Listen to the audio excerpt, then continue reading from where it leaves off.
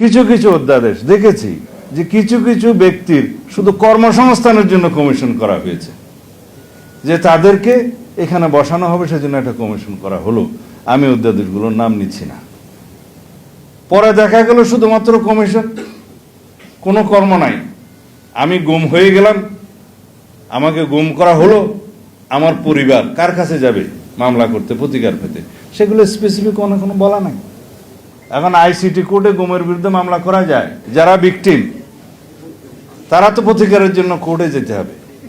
আমি কমিশনে গেলাম, শুনানি দিলাম, তদন্ত হলো, সবকিছু হলো, কমিশন আমার পক্ষে মামলা করবে, কোথায় করবে, মানবাধিকার কমিশনে করবে কিনা, কোর্টে করবে কিনা, 1-1.5 বছর বিলম্বিত হলো, তাহলে ইনজাস্টিস হয়ে যাবে।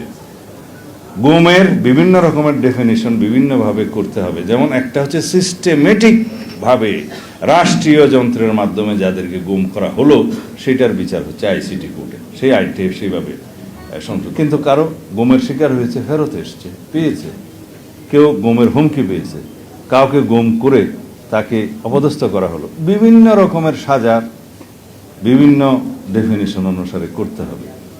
আইনের ধারা তো একটাতে হয় না। কেউ মার্ডার হলে 302 হয়, অ্যাটেম্প টু মার্ডার হলে 307 হয়, বা কাপেবল হোমিসাইড হলে অন্য সেকশন হয়, বিভিন্ন ধারার সেকশন হয়, সব তো মার্ডার হয় না।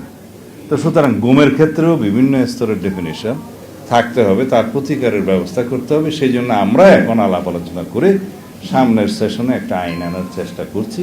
এই সেশনে সব আনা সম্ভব হয়নি, সেটা হবে গুম প্রতিরোধ আইন। সেখানে এই সমস্ত বিষয় ডিফাইন থাকবে, কোন কোর্টে বিচার হবে, কোন কোন ধরনের গুমের জন্য কত বছরের সাজা হবে, কোন কোর্টে সেটা এখতিয়ার থাকবে ইত্যাদি থাকবে, প্রসিডিউরাল ল হিসেবে কোনটা ফলো করব ইত্যাদি থাকবে। সেগুলো না করে ইন্টারিম গভর্নমেন্টের সময় কিছু কমিশন করে দেয়া হলো এবং কিছু কিছু লোককে সেখানে নিয়োগ দেওয়া হলো এবং বলা হলো এগুলো সব পাশ করে দিতে হবে। কেন পাশ করা হবে?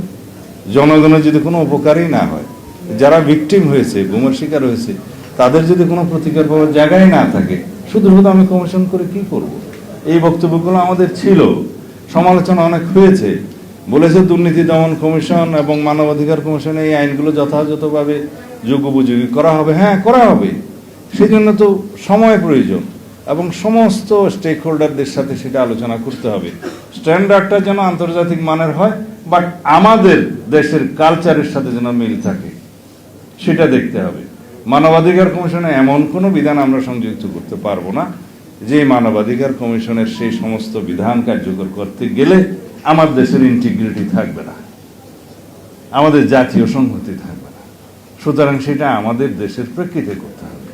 এমন কোনো বিধান আমরা ওখানে করতে পারবো না যাতে LGBTQ আমাদের সমাজ তো গ্রহণ করে না। সুতরাং সেটার প্রেক্ষিতে যদি মানবাধিকার কমিশনের ইন্টারন্যাশনাল স্ট্যান্ডার্ড অনুসারে আমরা আইন করতে যাই, তাহলে আমাদের সমাজে বিরূপ প্রতিক্রিয়া হবে। আমাদের ধর্মীয় কালচার, আমাদের সামাজিক কালচার কি বলে তাকেও আমাদের মনোযোগ দিতে হবে। সব কিছু অ্যাডজাস্ট করে আইনটা এমনভাবে করতে হয়, কমিশন এমনভাবে করতে হয়, সেই জন্য আমাদের এই ভূমিতে যেন সেটা আমরা প্রয়োগ করতে পারি। কিন্তু আইন অনেক করা যাবে। ব্রিটিশ স্ট্যান্ডার্ডের আইন ব্রিটিশে প্রচলিত থাকতে পারে, প্রয়োগ করতে পারে, বাট আমরা তো ব্রিটিশ না, আমরা বাংলাদেশি।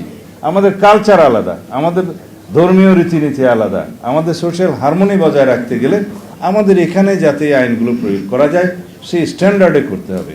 কিন্তু আমাদের কিছু ভদ্রলোক, সে তো শুভ্র ঘাসের অনেক বুদ্ধিজীবী, বিদেশ থেকে এসে তাদের সেই আইডিয়া মতো এখানে আইন করতে চাইলেন, সেটা আমাদের ভূমির উপযুক্ত কিনা সেটা কেউ চিন্তা করলেন না। আমরা এগুলো সমালোচনা করেছি। সেই জন্য আমরা যেহেতু জনগণের নির্বাচিত সরকার, জনগণের কাছে দায়বদ্ধ, জনগণের সাথে কথা বলে এবং স্টেক হোল্ডারদের সাথে কথা বলে আমরা এই দেশের উপযোগী এবং এই দেশে প্রয়োগযোগ্য, এই দেশের সাথে জাস্ট হয় সেরকম আমরা আইনগুলো